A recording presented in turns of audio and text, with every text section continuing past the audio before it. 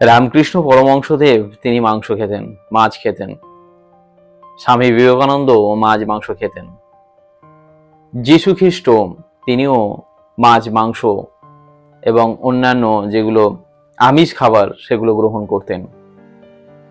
তাহলে আমরা যারা সাধারণ মানুষ রয়েছি তারা কেন এই মাছ মাংস কিংবা অন্যান্য যে দ্রব্যগুলো রয়েছে আমিষ খাবারগুলো সেগুলো গ্রহণ করলে আমরা আধ্যাত্মিকতার পথে যেতে পারবো না বা বাধা হয়ে দাঁড়াবো? যদি তাদের ক্ষেত্রে কোনো বাধা না হয়, তাদেরকে যদি ঈশ্বরের অবতার হিসাবে বা ঈশ্বরের পুত্র হিসাবে বা ঈশ্বরের দূত হিসাবে আমরা গ্রহণ করি বা মেনে নিই, তাদের পথ অনুসরণ করে আমরা আমাদের আধ্যাত্মিকতার জার্নিকে এগিয়ে নিয়ে যেতে পারি, তাহলে আমরা সাধারণ মানুষরা সেই মাছ মাংস খেলে কেন আমরা আধ্যাত্মিকতার ক্ষেত্রে পিছিয়ে পড়ব বা আমরা আধ্যাত্মিকতার ক্ষেত্রে কোথাও কোথাও গ্রহণযোগ্য নই? এমনটা কেন?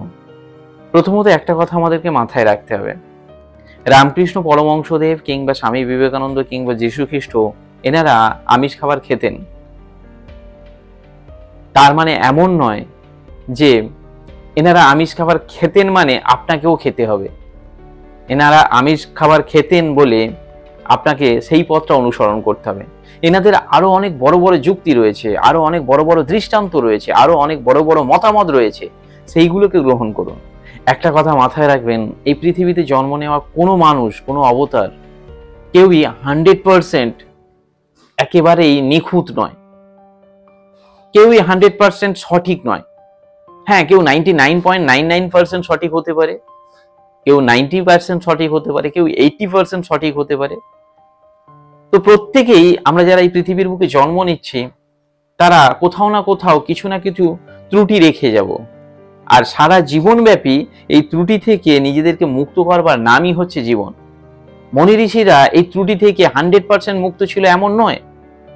তারা ভগবানের অবতার হতে পারে, তারা ঈশ্বরের দূত হতে পারে, তারা ঈশ্বরের সন্তান হতে পারেন, কিন্তু তারা তার মানে তাদের সারা জীবনে যা যা করেছে সমস্ত কিছু ঠিক করেছে এমন নয়। এবার আমি যুক্তি দিয়ে বোঝানোর চেষ্টা করছি। রামকৃষ্ণ পরমহংসদেব কিংবা স্বামী বিবেকানন্দ তারা মাছ মাংস খেতেন এবং তাদের বর্তমান যে প্রতিষ্ঠানগুলো রয়েছে সেখানে আমি গিয়েও দেখেছি যে তাদের প্রসাদ হিসাবে মাছের তরকারি, মাংসের তরকারি তাদের প্রসাদ হিসাবে তারা গ্রহণ করে এবং রামকৃষ্ণ পরমহংসদেবের কিংবা স্বামী বিবেকানন্দর প্রসাদ হিসাবে তারা অর্ঘ্য হিসাবে তুলে ধরছেন। তাহলে যারা বৈষ্ণব, যারা শ্রীকৃষ্ণের পূজারী কিংবা হিন্দু সনাতন ধর্মের বেশিরভাগ ক্ষেত্রে এই মাছ মাংসকে কেন গ্রহণ করা হয় না? প্রশ্নটা আধ্যাত্মিকতার নয়, প্রশ্নটা হচ্ছে মনুষ্যত্বের। আমার স্বাদের জন্য আমি কোনো একটা প্রাণীর, কোনো একটা অবলা জন্তুর অসহ্য যন্ত্রণা দিয়ে তার প্রাণটা ছিনিয়ে নিচ্ছি, এর থেকে অসহিষ্ণুতা, এর থেকে মানুষের মধ্যে যে নির্দয় ভাবটা রয়েছে আর কিছুতে নেই। আমার স্বাদের জন্য একটা প্রাণীকে ওই পরিমাণ যন্ত্রণা দিয়ে হত্যা করব, সেটা যেই বলুক, স্বয়ং ভগবানও এসে যদি বলে এতে কোনো অন্যায় নেই, তাও আমরা করব না। তার উপরে আপনি ওই মনি ঋষিদের কথাতেই যান, স্বামী বিবেকানন্দ কি বলছেন? জীবে দয়া করে যেই জন সেই জন সেবি সেই ঈশ্বর। তো স্বামী বিবেকানন্দ যখন এই কথাটা বলছেন তিনি জীবে দয়ার কথা বলছেন। তার কাছে জীবে দয়া মানে কি শুধুমাত্র মানুষদের দয়া করতে বলছেন, পশু পাখি অবলা জন্তুদেরকে দয়া করতে বলছেন না? তাহলে কোথাও না কোথাও এই যুক্তির ভিতরে আমাদের বোঝার কোথাও ভুল হচ্ছে। হতে পারে স্বামী বিবেকানন্দ যখন বুঝেছেন জীবে দয়ার মধ্যে ওই পশু পাখিগুলোও পড়ছে, হয়তো তিনি মাছ মাংস ছেড়ে দেওয়ার কথা ভেবেছিলেন, কিন্তু তিনি তো মাত্র 34 বছর, কোথাও কোথাও 38 বছর বেঁচেছেন বলে প্রচলিত আছে। যাই হোক না কেন, যখন তিনি হয়তো ভেবেছিলেন এবার তাকে নিরামিষে ফিরতে হবে, হয়তো জীবন তাকে সেভাবে সময় দেয়নি বা তিনি সময় পাননি, বা তার পুরো কর্মব্যস্ততায় এই বিষয়টা তিনি খুব একটা ভালো করে ভাববার সময় পাননি। একটা বিষয় মাথায় রাখতে হবে, স্বাদের জন্য আপনি একটা প্রাণীকে হত্যা করছেন, ওই খাবারটা তো আপনি অন্যভাবেও পেতে পারেন। আমরা কেন প্রাণীর মাংস খাওয়ার জন্য যুক্তি ক্রিয়েট করি জানেন? তার সব থেকে বড় কারণ হচ্ছে আমরা ছাড়তে পারবো না। আমরা আমাদের স্বাদের কাছে হার মেনেছি, তাই আমরা যেহেতু ছাড়তে পারবো না, তাকে সাপোর্ট করবার জন্য, সেই বিষয়টাকে ধরে রাখার জন্য অনেক যুক্তি তৈরি করি। গাছেরও তো প্রাণ আছে, তাহলে আমরা খাবো কি? গাছে প্রাণ আছে, গাছের নার্ভ নেই। প্রশ্নটা হত্যার নয়। আপনি অজান্তে অনেক ব্যাকটেরিয়া ভাইরাসও মেরে ফেলছেন। শ্বাসের সঙ্গে অনেক ব্যাকটেরিয়া ভাইরাস আমাদের শরীরে যাচ্ছে, আমাদের শরীরে টেম্পারেচারে সেই ব্যাকটেরিয়া ভাইরাস, প্রোটোজোয়া কিংবা অন্যান্য যে জীবাণুগুলো রয়েছে মারা যাচ্ছে। তাতে কিছু করার নেই। আত্মরক্ষার জন্য যদি আপনার অজান্তে কাউকে মেরে দেওয়া হয় তাতে ক্ষতি নেই। প্লাস আমাদের স্বাদের, গাছের প্রাণ আছে, গাছের নার্ভ নেই, মস্তিষ্ক নেই, তাই যন্ত্রণার উপলব্ধি নেই। একটা প্রাণীকে হত্যা করলে সে যখন ছটফট করে তার প্রাণটা চলে যায়, তার পিছনে যুক্তিটা একবার ভেবে দেখেছেন? শুধু আপনার স্বাদ।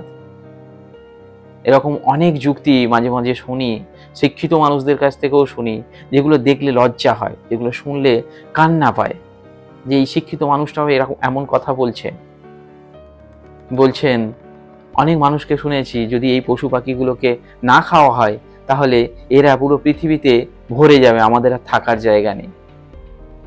আপনি যে মাংসটা খাচ্ছেন, যে মুরগিটাকে হত্যা করছেন, যে মাছটাকে হত্যা করে খাচ্ছেন, এগুলোকে সবই আর্টিফিশিয়ালি চাষ করা হচ্ছে তাদেরকে হত্যা করে খাওয়ার জন্য। এরা কেউই ওয়াইল্ড অ্যানিমাল নয়, বন জঙ্গল থেকে ধরে আনছেন না। আর কটা প্রাণীকে আমরা খাই? মাছ খাচ্ছেন, মুরগি খাচ্ছেন, আর কতগুলো প্রাণী খাচ্ছেন, ছাগল, গরু, এগুলো খাওয়া হচ্ছে। তো আর যে প্রাণীগুলো আছে সেগুলো তো ভরে যাচ্ছে না। কই কুকুর ভরে যাচ্ছে না? তো কুকুরের মাংস যদি কোনোদিন খাওয়া হয় তখন হয়তো কেউ বলবে না কুকুর তো ভরে যাবে, ওর মাংস খাওয়া উচিত। আসল কথা, খাবারটা ছাড়তে পারবো না, আমাদের স্বাদের কাছে আমরা হার মেনেছি।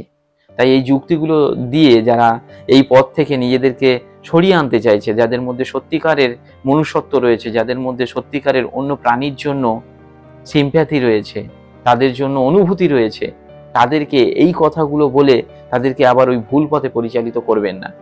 আর কোনো প্রোটিন ডেফিসিয়েন্সি হয় না।